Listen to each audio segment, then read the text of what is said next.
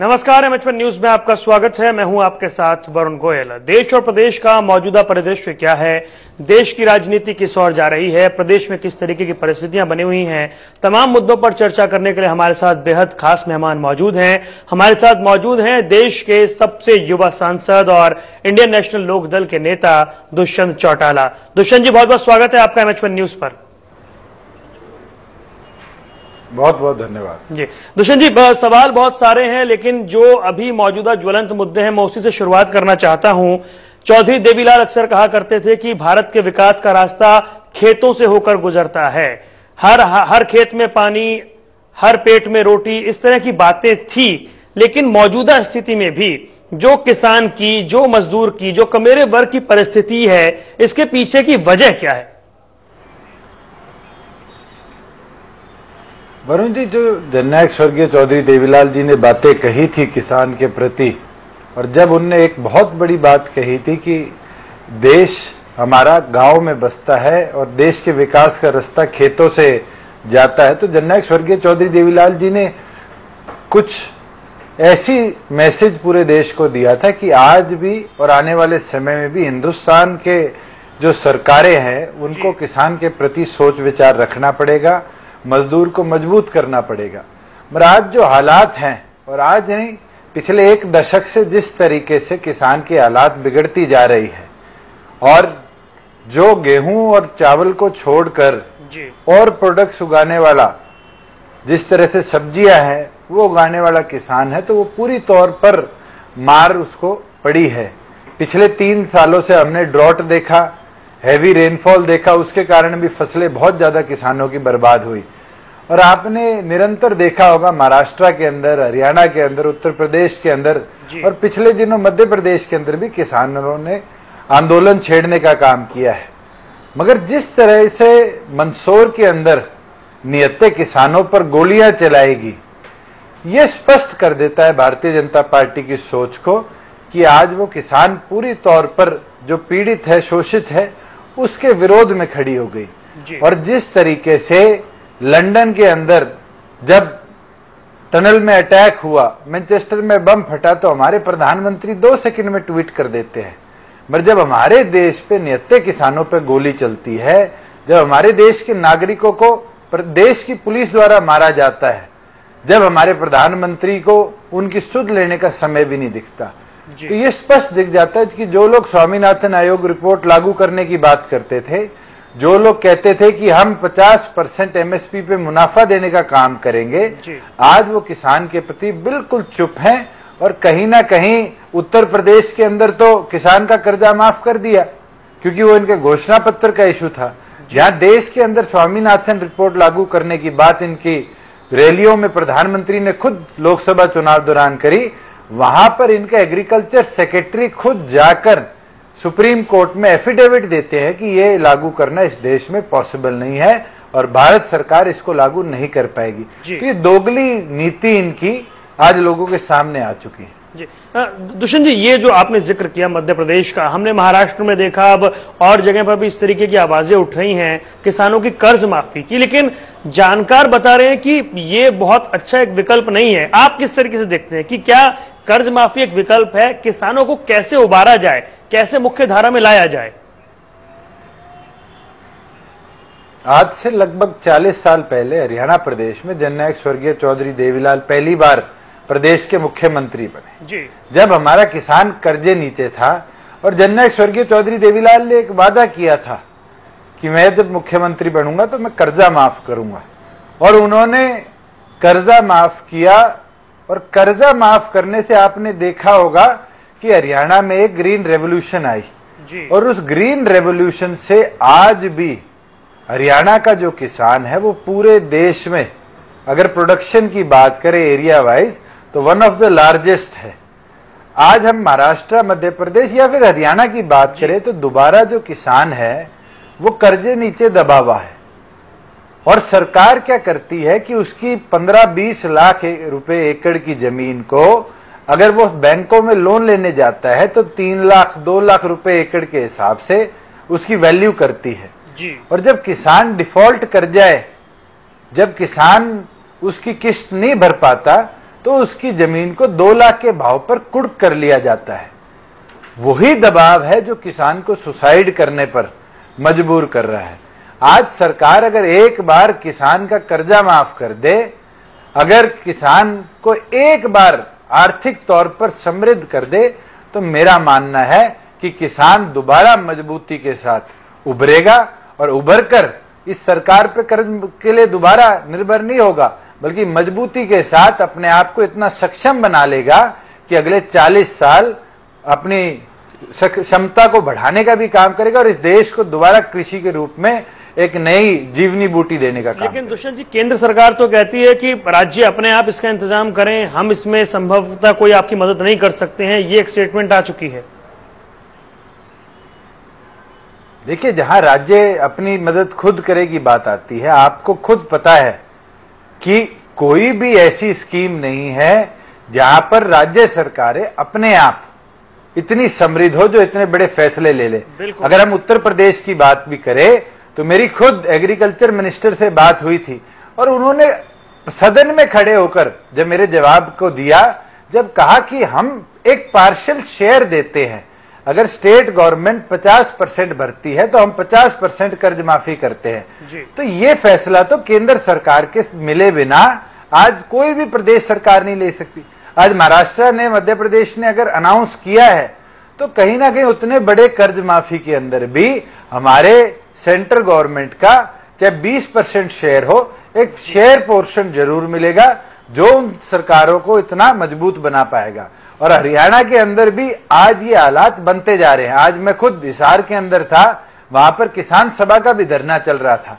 वहां पर मैंने कई किसान साथियों से बात करी और उन्होंने बताया कि हमारी जमीन को 50-50 हजार रुपया हम नहीं दे पाए, उन दबाव के अंदर भी बैंकों ने कुर्क करने का काम किया है। आप खुद बताइए कि 50,000 के लिए अगर 15 लाख रुपए की जमीन को सरकार 50,000 के भाव कुर्क कर लेती है, तो कहीं ना कहीं ये मंशा साबित हो जाती है बैंकिंग सेक्टर की कि वो सरकार के दबाव में और हमारे किसानों के ऊपर एक नया दबाव बना रही है। अगर हम बड़े बड़े बिजनेस हाउसेज की, बड़े बड़े जो डिफॉल्टर्स हैं, उनका अगर इंटरेस्ट माफ कर देते हैं रीमॉडलिंग के द्वारा, तो क्यों नहीं एक बार किसान का ऊपर जो कर्जा है उसका भी इंटरेस्ट माफ कर उसको समृद्ध कर देखें।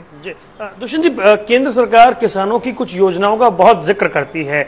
वो हेल्थ सॉइल कार्ड की बात हो, सबसे ज्यादा जिक्र होता है प्रधानमंत्री फसल बीमा योजना, किसान चैनल, इनसे क्या कुछ कोई फायदा हुआ है किसान को, आपको लग रहा है? आप तो खुद एक चैनल चला रहे हैं वरुण जी, आप मुझे ये बताइए कि किसान चैनल कितने लोगों ने आज तक देखा है? किसान चैनल को रिले किया जाता है दिल्ली से, जहां किसान कहां बैठे हैं, आउटर दिल्ली के अंदर। सेंट्रल दिल्ली में तो बड़े बड़े पूंजीपति नेता बैठे हैं और वो ऐसे हैं जिनके घरों में शायद गोभी और मूली भी नहीं उगती होगी। अगर किसान के बारे में सोचना था तो इस चैनल को मैंने तो मांग करी थी कि हिसार लेकर जाइए, जहां पर 3 एग्रीकल्चर, एक वेटनरी यूनिवर्सिटी, एग्रीकल्चर यूनिवर्सिटी, एक साइंस एंड टेक्नोलॉजी यूनिवर्सिटी है। ये ऐसे शहर में लेकर जाइए जैसे अमृतसर है, जहां पर गुरु नानक देव एग्रीकल्चर यूनिवर्सिटी है, या पंतनगर लेकर जाइए जहां पंतनगर एग्रीकल्चर यूनिवर्सिटी है। एटलीस्ट वो प्रोफेसर्स तो किसान को कुछ बता पाए सब्जी के उत्पाद के लिए, मगर इनने उठाकर उसका बेस भी दिल्ली बनाने का काम किया और एक भी शो किसी यूनिवर्सिटी के अंदर से आज तक रिले करने का काम नहीं किया। जहां आपने सॉइल हेल्थ कार्ड की बात करी आपसे, जी, वहां अगर सॉइल हेल्थ कार्ड की हम बात करें तो गांव देहात का आदमी पहले तो 10 फुट नीचे की गहराई से मिट्टी को लेकर चले, फिर शहर में जाकर वो अपने मिट्टी को सैंपल के तौर पर देके जाए, और इतना उसके अंदर डिले किया जाता है कि उसका रिजल्ट 2 महीने बाद आता है, जब तक मौसम भी बदल जाता है और फसल भी बदल जाती है।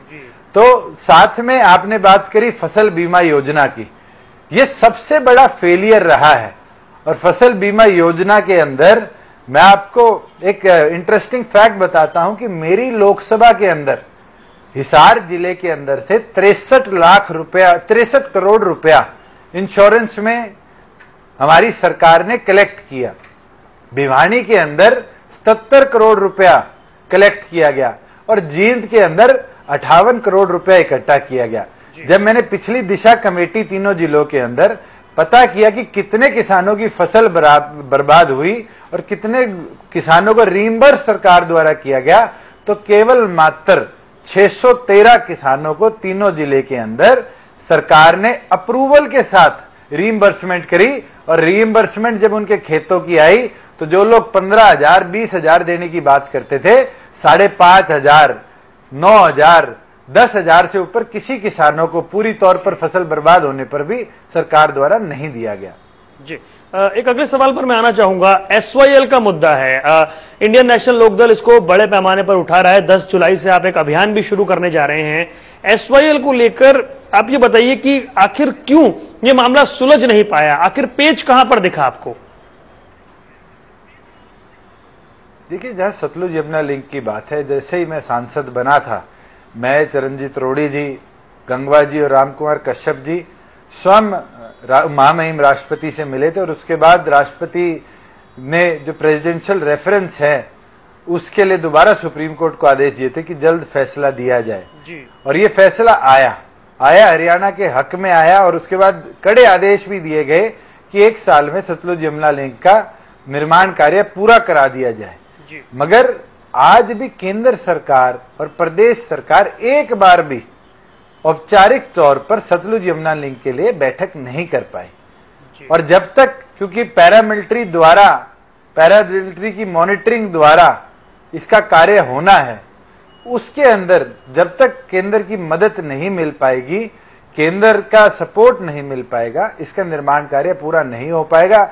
इंडियन नेशनल लोकदल इस लड़ाई को पूरी तौर पर निरंतर, आपने देखा होगा, हमने पंजाब के अंदर जाने की भी कोशिश करी, उसके बाद सभी डिस्ट्रिक्ट लेवल पर हमने ज्ञापन सौंपने का भी काम किया, और आने वाली 10 जुलाई को युवा इंडियन नेशनल लोकदल पंजाब के बॉर्डर को सील कर ये मांग करेगी और पंजाब के साधनों को हरियाणा में प्रवेश नहीं करने देगी जब तक केंद्र या प्रदेश सरकार इसका निर्माण कार्य शुरू करे। जी, इसको लेकर बहुत सवाल उठाए जा रहे हैं। आपके विरोधी कह रहे हैं कि ये जो कानून व्यवस्था है उसको बिगाड़ सकता है जो फैसला इंडियन नेशनल लोकदल ने लिया है। देखिए, मैं तो इतना चौधरी ओम प्रकाश चौटाला जी की बातों को याद रखता हूं कि अधिकार मांगे नहीं मिलते, अधिकार छीनने पड़ते हैं, और ऐसी गूंगी बहरी सरकार के साथ तो संघर्ष करना पड़ेगा। और हम बुलंद नहीं होंगे तो आज जिस तरीके से हमारे बॉर्डर पे जवान शोषित है, आज हमारा किसान पीड़ित है, आने वाले समय में प्रदेश के अंदर जो पानी की किल्लत है वो भी बहुत बड़ी हो जाएगी, और हमारे किसान को और पानी की कटौती देखनी पड़ेगी। अगर हमें किसान के लिए बात उठानी है, किसान की लड़ाई लड़नी है, तो मुझे लगता है सबसे पहला कदम यही होगा कि हमारा अधिकार जो सुप्रीम कोर्ट द्वारा हमें दिया गया है उसके अंदर हम कदम उठाकर मजबूती से लड़ पाए। आपको क्या लग रहा है, क्या सरकार की नीयत पर शक है आपको? पूरी तौर पर है। आप खुद बताइए कि प्रधानमंत्री जल्लीकट्टू जैसे एक त्योहार के लिए तमिलनाडु के सीएम को रात को समय दे देते हैं, और सतलुज यमुना लिंक जैसे मजबूत मुद्दा जो आज हरियाणा के अधिकार में है और पंजाब को उसका निर्माण कार्य तुरंत करवाना है, उसके लिए हरियाणा के मुख्यमंत्री को समय नहीं दिया जाता। और हरियाणा के मुख्यमंत्री हरियाणा की ना सोचते हुए विदेश यात्राओं में जाते हैं। और हम तो किसानों की बात कर रहे हैं, 2 किसान इनके मंत्री और प्रदेश अध्यक्ष आज ऑस्ट्रेलिया की सैर कर रहे हैं, जो कोस्ट है ऑस्ट्रेलिया की, वहां जाकर सेल्फियां खिंचा रहे हैं, जहां आज पूरे प्रदेश का किसान पीड़ित है। तो यह स्पष्ट कर देता है कि भारतीय जनता पार्टी किसानों के प्रति, हरियाणा के अधिकारों के प्रति बिल्कुल भी गंभीर नहीं है। जी, दुष्यंत जी ये बताइए, किसानों की हालत सुधरेगी कैसे? क्या कुछ होना चाहिए इस देश में? कहां दिक्कत आ रही है? किसानों की हालत क्यों नहीं सुधर रही है? देखिए, अगर हम एग्जाम्पल उठाएं इजराइल का, बहुत छोटा सा देश है जी। हमारे यहां से कंपनीज गई हैं ड्रिप इरिगेशन की, जैन इरिगेशन है महाराष्ट्र की कंपनी, उनने जाकर इजराइल में सेटअप किया है और इतना बेखूबी उनने उनके इंफ्रास्ट्रक्चर को इंप्रूव किया, और आज ये हालात है कि 18-18 फुट ऊंचे टमाटर के पौधे हैं। जहां हम वर्टिकल ग्रोथ करते हैं वो हॉरिजॉन्टल ग्रोथ की तरफ जा रहे हैं जी। मगर दूसरी ओर पर हिंदुस्तान में ही वो कंपनी कामयाब नहीं हो पाती। आज अगर किसान को समृद्ध करना है तो हमें ऑल्टरनेटिव तरीका किसानों को देना पड़ेगा एग्रीकल्चर का, उसको एजुकेट करना पड़ेगा, और साथ में जैसे टमाटर है, प्याज है, जो बेसिक नेसेसिटी की चीजें हैं, तुरंत प्रभाव से उन पर भी एमएसपी तय करना पड़ेगा। आप खुद उठाकर देखिए, किसान अगर आलू बोता है, और आज हमारे कुरुक्षेत्र करनाल के किसान आलू को खेत के अंदर ही बोने का काम कर रहे हैं ट्रैक्टरों के साथ, वो निकाल भी नहीं पा रहे क्योंकि कॉस्ट जो है आलू को खेत से निकालने की, मिट्टी के अंदर से निकालने की ज्यादा पड़ रही है और व्यापारी मार्केट में उसको लेना नहीं चाहते। तो आज ये हालात है कि आलू 50 पैसे किलो किसान को पड़ रहा है, मगर वही आलू जब दिल्ली की, गुड़गांव की मंडियों में आ जाता है तो अगर कोई आम निवासी उसको लेने जाता है तो उस व्यक्ति को कम से कम भी 10 रुपए से 12 रुपए किलो उस आलू का देना पड़ता है। ट्रांसपोर्टेशन कॉस्ट 7 रुपए 8 रुपए नहीं हो सकता। कहीं ना कहीं किसान को जो मीडियोकर बैठा है, जो बीच में बैठा है, वो कहीं ना कहीं उसको दबाता है और किसान मजबूरी में, क्योंकि उसके उपलब्धता इतनी ज्यादा हो जाती है कि वो मजबूरी में इतने लो कॉस्ट पे उसको सेल करके जाता है। मगर सरकार अगर एमएसपी 4 रुपए भी सेट करे आलू पर और 10 रुपए यहां मंडी में बैठे, तो जो बीच में बैठे आदमी है, जो ट्रांसपोर्ट करते हैं, बेचते हैं, उनको भी 3-4 रुपए कमाने को मिलेंगे। मगर किसान शोर शॉर्ट 4 रुपए जब घर लेकर जाएगा तो वो अपने आप समृद्ध हो जाएगा। आप खुद देखते हैं कि हर साल प्याज की भाव 40 रुपए से 50 रुपए, पिछले दिनों तो 80 रुपए तक पहुंच गए थे। वो यही कारण था कि लोग स्टोरेज करते हैं और कहीं ना कहीं किसान उस स्टोरेज को नहीं कर पाता क्योंकि वो कॉस्ट जो है वो बहुत ज्यादा होता है स्टोरेज का। तो ऑल्टरनेटिव रास्ते स्टेट गवर्नमेंट्स और सेंट्रल गवर्नमेंट को किसान के लिए बनाकर देने पड़ेंगे। एफसीआई के माध्यम से अगर हम गेहूं स्टोर कर सकते हैं, अगर हम जीरी स्टोर कर सकते हैं, तो हमें ये बेसिक नेसेसिटी की चीजें भी स्टोर करने के लिए वहां पर इंफ्रास्ट्रक्चर तैयार करके देना पड़ेगा। वाकई ये एक सवाल आपसे और है यहाँ पर कि संसद में आप काफी एक्टिव नजर आते हैं, आपने सबसे ज्यादा सवाल पूछने वाले सांसदों में से आप हैं, आपने 500 से ज्यादा सवाल पूछे हैं।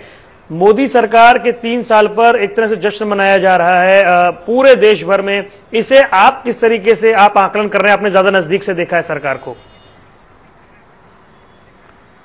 मैं तो ये बोलूंगा कि जो जश्न बना रहे हैं लोग, इनसे ये पूछिएगा कि जो जीएसटी इस जश्न के साथ आ रहा है, आज उससे कौन खुश है? आपको एक इंटरेस्टिंग फैक्ट बताता हूं, क्योंकि किसानों की बात कर रहे हैं। जो ट्रैक्टर है जिस पे पहले टैक्स लगा करता था, जिसको चौधरी देवीलाल जी ने गाड़े का रूप देने का काम किया था और उसको टैक्स फ्री एक तरह से किया था, इस सरकार ने उस पर भी टैक्स लगाने का काम किया। आज ट्रैक्टर की वैल्यू के अंदर 35,000 रुपए का इजाफा हो जाएगा जीएसटी लगने के बाद। आज जो सबसे आम जन इस्तेमाल की चीज है, बिजली की तार जी, उसके अंदर जीएसटी 28% है। आप खुद सोचिए कि अदानी अंबानी को जीएसटी से कितना फर्क पड़ रहा है। मगर जो हम हर रोज चीज पहनते हैं, ये जो कुर्ता पजामा पहनते हैं, इसकी स्टिचिंग पर भी 5% जीएसटी लग जाएगा। जो बुनकर है, जो एम्ब्रॉयडरी का काम करता है, जो छोटे मोटे अपना व्यवसाय से घर चलाता है, उस पर भी सरकार जीएसटी लगाने जा रही है। तो इनडायरेक्टली जो जीएसटी है वो छोटे व्यापारी को, कमेरे वर्ग को तोड़ने का काम कर रहा है। और कहीं ना कहीं जो सेलिब्रेशन 3 साल के ऊपर कर रहे हैं, इन लोगों से पूछे कि 3 साल की उपलब्धि बताने का काम करें। आज अगर हम देश को उठाकर देखें, स्किल इंडिया की बात करते थे, कहते थे कि 2 करोड़ युवाओं को प्रतिवर्ष रोजगार देंगे। आज इनका डाटा बताता है आरटीआई के माध्यम से कि पिछले साल 1.8 लाख यूथ को ये रोजगार दे पाए। 2 करोड़ से 1,80,000 युवा रह गए। दुष्यंत जी, फिर वजह क्या है? क्यों एक के बाद एक राज्य जीतते जा रहे हैं? अगर दुष्यंत जी, अगर ये सारी चीजें हैं तो फिर बीजेपी एक के बाद एक राज्य कैसे जीतती जा रही है? जनता तक ये बात क्यों नहीं पहुंच रही? देखिए, ये तो आपका माध्यम है और मैं तो उम्मीद रखूंगा कि जो आपके साथी हैं और चैनल्स हैं, अखबार है, कहीं ना कहीं ओवर द पीरियड एक इंक्लाइनेशन हुई है गवर्नमेंट की तरफ। आज लिबरल होकर मीडिया सच्चाई नहीं दिखा पा रहा। आपको एक वाकया बताता हूं मैं, और मुझे दुख होता है बहुत ज्यादा कि दिल्ली के अंदर जब एक रेप की घटना हुई तो इस देश का मीडिया 9 दिन उस रेप की घटना के ऊपर गंभीर हुआ जी। उन लोगों को आज फांसी तक पहुंचाया गया और बहुत जरूरी था इस देश को जगाने के लिए। मगर उससे दर्दनाक घटना रोहतक में होती है। रेप के बाद उस लड़की के ऊपर गाड़ी चढ़ा दी जाती है, मगर 2 घंटे के बाद इस देश के अंदर उस न्यूज को दबा दिया जाता है, मार दिया जाता है। मेरे पास समय की कमी है। दुष्यंत जी, एक सवाल और आपसे करना है। ये जो इस वक्त आखिरी सवाल है आपसे कि हरियाणा सरकार का भी आधा कार्यकाल निकल गया है, उसे आप किस तरह देख रहे हैं? मैं तो पूरी तौर पर फेलियर मानता हूं। और आज एक भी ऐसी इन्वेस्टमेंट पॉलिसी की जो ये बात करते थे, रोजगार दिलवाने के लिए कदम उठाने की बात करते थे, आप खुद उठाकर देखिए कि ये अमेरिका गए, इनने हैपनिंग हरियाणा कराया, जापान गए, चाइना गए, अब सिंगापुर जाकर कहते हैं 18,000 करोड़ की इन्वेस्टमेंट हम लेकर आए हैं। आप खुद बताइए कि हरियाणा के अंदर आपने कोई एक नई इंडस्ट्री को उभरते देखा हो, कोई एक नया साधन रोजगार का बनते देखा हो? वो फैक्ट्रियां है जो चौधरी ओम प्रकाश चौटाला ने जिनको जमीनें दी थी, चाहे वो मारुति हो, होंडा हो, जिनने आज बड़ी बड़ी इंडस्ट्रीज यहां सेटअप करी हुई है। पिछले 2.5 साल में भारतीय जनता पार्टी के कार्यकाल के अंदर एक भी ऐसी इंडस्ट्री हमारे देश के प्रदेश के अंदर नहीं आई जिसने असलियत में हमारी जीडीपी को भी बढ़ाने का काम किया हो, हमारे यहां पर रोजगार देने का भी काम किया हो। आज ये लोग कहते हैं कि हमने वाटर इंफ्रास्ट्रक्चर इंप्रूव कर दिया, हमने नाबार्ड से 22,000 करोड़ रुपए लाने का काम किया है। इन लोगों को यह नहीं पता कि 22,000 करोड़ रुपया तो नाबार्ड का पूरे साल का सेंटर का बजट है। और हरियाणा के अंदर तो ये हालात है कि आज भी हमारा जो किसान है, जो पहले 3 हफ्तों में 3 हफ्ते बाद 1 हफ्ते पानी लेता था, आज कहीं ना कहीं उसकी भी बारी में कटौती कर 42 दिन में 1 हफ्ते की जगह 5 दिन पानी देने का ये सरकार काम कर रही है। आज अगर युवा की बात करें तो हरियाणा बोर्ड का आपने रिजल्ट देखा कि कितने बच्चे फेल थे, और कहीं ना कहीं अपनी कमी छुपाने के लिए इनको रातों रात उस रिजल्ट को 10% इंक्रीज कर रिवाइज कर अनाउंस करना पड़ा, और उसके बाद भी एक बड़ा धड़ा उस पूरे रिजल्ट में फेल दिखा। तो कहीं ना तो ये टीचर्स को एम्प्लॉय कर पाए, ना डॉक्टर्स एम्प्लॉय कर पाए, ना इनने युवाओं को एम्प्लॉयमेंट दी, और ये नतीजा है कि पिछले 2.5 साल के अंदर हरियाणा पूरी तौर पर बद से बदतर होता जा रहा है। क्राइम आज चरम सीमा पर है। मैं आंसी में जाकर आया, सरेआम लोगों के ऊपर गोलियां चला दी जाती है और अब तक वो अपराधी अरेस्ट नहीं किए जाते। आज रेप की घटना चाहे गुड़गांव की हो, रोहतक की हो, आपके सामने है। तो इस तरीके से आज प्रदेश मेरे को लगता है कि जैसा हुड्डा साहब छोड़कर गए थे उससे भी बदतर हो गया है। आज क्राइम जो एनसीआरबी का डाटा है वो बताता है कि थेफ्ट बढ़ा है, लूट बढ़ी है, आज हमारे यहाँ रेप बढ़ा है, मर्डर्स बढ़े हैं, और यही कारण है कि आज एडमिनिस्ट्रेशन पर मुख्यमंत्री का पूरा कंट्रोल बिल्कुल नहीं है।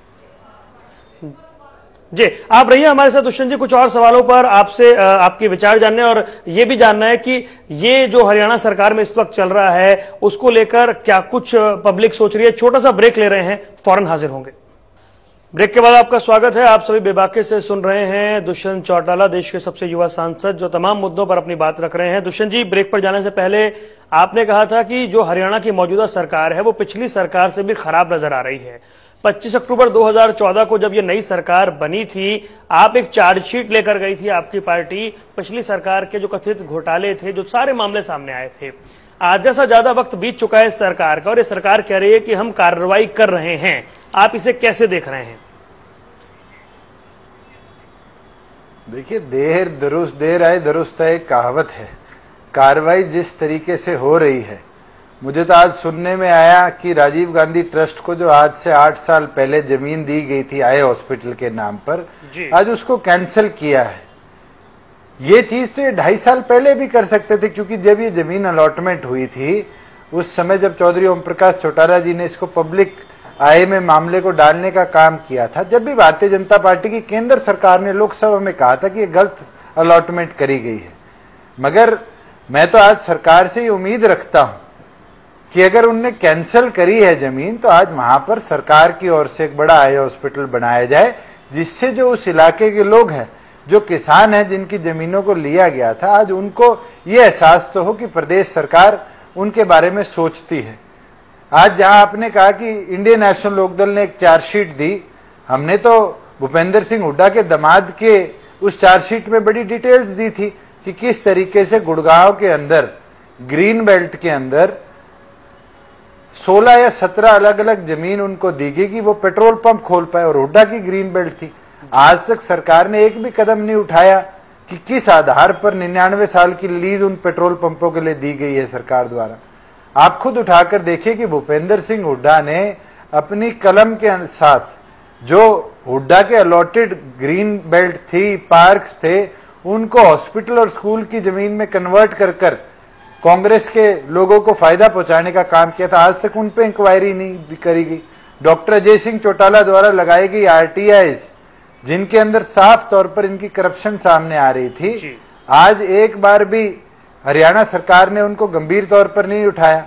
और जो मामला आईएमटी का हो, चंडीगढ़ इंडस्ट्रियल प्लॉट का मामला हो, चाहे एसोसिएट जनरल लिमिटेड को जमीन आवंटन का मामला हो, एफआईआर तो दर्ज कर दी गई है, मगर आज तक इनको चार्जशीट कर कोर्ट में पेश करने का काम भारतीय जनता पार्टी नहीं कर पाई। वजह क्या लग रही है आपको? स्पष्ट तौर पर साफ कर देता है जो ये स्नेल स्पीड के साथ प्रदेश की सरकार चल रही है, ये कहीं ना कहीं चाहती नहीं है कि हम कड़े एक्शन अपनी सरकार के दौरान ले। अगर सरकार चाहती, एसोसिएट जनरल के अंदर जो 3 अधिकारी इन्वॉल्व हैं, उनने से सरकारी गवाह बनने के लिए अपना रिटर्न तौर पर दे रखा है, और कोई ज्यादा लोगों की गवाही नहीं होनी, केवल मात्र पूर्व मुख्यमंत्री की गवाही होनी है। और एसोसिएटेड जनरल लिमिटेड के उस समय के डायरेक्टर, चाहे वो सोनिया गांधी जी हो, राहुल गांधी हो, उनकी गवाही होनी है। आरोपी सामने हैं, जिन लोगों ने मना करने के बावजूद भी मुख्यमंत्री ने वो प्लॉट अलॉट किया, वो लोग सरकारी गवाह बन चुके हैं, मगर आज तक सरकार कदम नहीं उठा रही। ढींगरा कमीशन की रिपोर्ट जो सरकार को पब्लिक करनी चाहिए थी, वो एक निजी चैनल पब्लिक करता है, और उसके बावजूद सरकार कोई कदम नहीं उठा पाती अब तक। ये साफ तौर पर दिखा देती है कि कहीं ना कहीं कांग्रेस और बीजेपी जिस तरीके से राज्यसभा चुनाव में मिलकर चल रहे थे, इस पूरे हम जो 2.5 साल का स्पैम देख रहे हैं, इसके अंदर भी ये इसी तरह हाथ से हाथ मिलाकर एक दूसरे के साथ चलने का काम कर रहे हैं। ये हरियाणा की राजनीति में जो रिपोर्ट्स होती हैं, इनका लीक हो जाना, पहले चीजें बाहर निकलकर आ जाना, इसके पीछे आप वजह क्या मानते हैं? एक सवाल तो बार बार उठाया जाता है कि जो सरकार है उसको अनुभव नहीं है, लेकिन कुछ दूसरी चीजें भी आप देख रहे हैं। अगर 2.5 साल भी मुख्यमंत्री को या सरकार को अनुभव नहीं है, तो मुझे नहीं लगता कि इस पोस्ट पर उनको बैठने का कोई अब अधिकार बाकी रहा है। आज ऐसी हालात है कि जो इनने वादे लोकसभा विधानसभा चुनाव दौरान किए थे, अब जब लोग इनसे जवाब मांगते हैं तो ये लोगों के बीच में सरेआम कह देते हैं कि मुझे एक बार और चुनकर भेजो, तब मैं इन वादों को पूरा कर पाऊंगा। अगर आज भी इनके पास 2.5 साल बाद अनुभव नहीं है, तो ये स्पष्ट कर देता है कि ये लोग इस पोजीशन पे बैठने लायक भी नहीं है। जी चलिए, अब राजनीति से कुछ हटकर सवाल लेते हैं दुष्यंत जी की अंतर्राष्ट्रीय खेल जगत में भारत को बड़ी कामयाबी मिली जब साउथ एशियन टेबल टेनिस महासंघ के बाद कॉमनवेल्थ टेबल टेनिस फेडरेशन के आप अध्यक्ष चुने गए। कई देशों ने अनुमोदन किया, एक और जिम्मेदारी बढ़ गई है आपके ऊपर। बिल्कुल, और बहुत बड़ी जिम्मेवारी है, क्योंकि 2018 में मेलबर्न जो गोल्ड कोस्ट ऑस्ट्रेलिया है, वहां पर कॉमनवेल्थ गेम्स हैं। जब इंडिया में कॉमनवेल्थ गेम्स हुए थे तो टेबल टेनिस ने मेडल लाकर देश को देने का काम किया था, और अब हम दोबारा, जब मैं अध्यक्ष बना हूं कॉमनवेल्थ का, तो हम ये उम्मीद रखते हैं कि एक कॉमनवेल्थ की चैंपियनशिप 2019 के अंदर हम भारत की धरती पर कराने का काम करेंगे, और 2018 कॉमनवेल्थ गेम्स जो हैं गोल्ड कोस्ट ऑस्ट्रेलिया में, उसके अंदर पोडियम पर हिंदुस्तान के खिलाड़ियों को और ऊपर हिंदुस्तान का तिरंगा लहराते हुए टेबल टेनिस के माध्यम से भी हम देखने का काम करेंगे। और मैंने इस मुहिम, इस जिम्मेवारी के साथ जो इंडियन टेबल टेनिस मैन्युफैक्चरर है, जो टेबल्स बनाती है, स्टैग इंडिया, उसके सीईओ से और ओनर से भी बात करी है, और एमपी लैड के माध्यम से हम प्रयास करेंगे कि हिंदुस्तान के हर सरकारी स्कूल तक, मैं सभी सांसद साथियों को भी पत्र भेजूंगा कि अपनी अपनी कॉन्स्टिट्यूएंसी में हर गवर्नमेंट सीनियर सेकेंडरी स्कूल के अंदर एक एक टेबल वो एमपी लैड से डोनेट करे, जिसके तहत 2020 तक table tennis federation of India और स्टैग इंडिया मिलकर 10 लाख 1 मिलियन प्लेयर्स 2020 तक हम तैयार कर इस देश को टेबल टेनिस के माध्यम से दे, जिसके अंदर जिस तरह आज क्रिकेट की लोकप्रियता है, आज बैडमिंटन की लोकप्रियता बढ़ रही है, लॉन टेनिस की लोकप्रियता बढ़ रही है, बॉक्सिंग की लोकप्रियता है, टेबल टेनिस को भी टियर 1 स्पोर्ट्स के अंदर हिंदुस्तान में हम लाने का काम करें। जी बिल्कुल। आखिरी सवाल आपसे दुष्यंत जी की प्रतिभाओं की बात होती है, खासकर हरियाणा में भी देखते हैं कि हमारे खिलाड़ियों में बहुत प्रतिभा है, वो कमी कहां रह जाती है, हम कहां पर चूक रहे हैं, वो बुनियादी चीजें क्या ठीक होनी चाहिए? देखिए, आज हम विदेश में जाते हैं तो छोटे छोटे शहरों के अंदर भी स्पोर्ट्स के लिए बड़ा बड़ा इंफ्रास्ट्रक्चर होता है जी। पर जब हम हिंदुस्तान के अंदर आते हैं, जवाहरलाल नेहरू स्टेडियम दिल्ली के अंदर है, कॉमनवेल्थ के लिए पूरा रेनोवेट किया गया। आज अगर उसकी हालात आप देख कर आए तो जड़ से टूट रहा है, और यही कारण है कि हम इंफ्रास्ट्रक्चर तो बना देते हैं जी। उस इंफ्रास्ट्रक्चर को मेंटेन करने के लिए सुविधा नहीं बना पाते, और वही कारण होता है कि जब प्लेयर्स उसके अंदर प्रैक्टिस करते हैं तो जो डेवलपमेंट के लिए, जो ट्रेनिंग के लिए उनको इक्विपमेंट चाहिए होते हैं, वो या तो खराब हो जाते हैं या पूरी तौर पर टूट जाते हैं। और गवर्नमेंट के पास ऐसी कोई पॉलिसी नहीं है जो उस इंफ्रास्ट्रक्चर को रेनोवेट करने के लिए, मॉडिफाई करने के लिए कोई कदम उठा पाएगी। और मुझे लगता है कि आने वाले समय में जो देश की स्पोर्ट्स पॉलिसी है, जब तक इसके अंदर बदलाव नहीं आएगा, जब तक हमारे देश के अंदर खिलाड़ियों की ट्रेनिंग और स्ट्रेंथनिंग के लिए फोकस नहीं किया जाएगा, ये जो हमारे खिलाड़ियों की हालात है कि हम ओलंपिक्स में दुनिया का सेकंड लार्जेस्ट नेशन होने के बावजूद भी 2 मेडल और 3 मेडल पर रुक जाते हैं, इसको हम बढ़ावा नहीं देख पाएंगे। और मैं तो उम्मीद रखता हूं कि प्रधानमंत्री ने पिछले साल एक बहुत बड़ी बात कही थी कि ओलंपिक 2020, 2024, 2028 के लिए मिशन ओलंपिक शुरू किया जाएगा।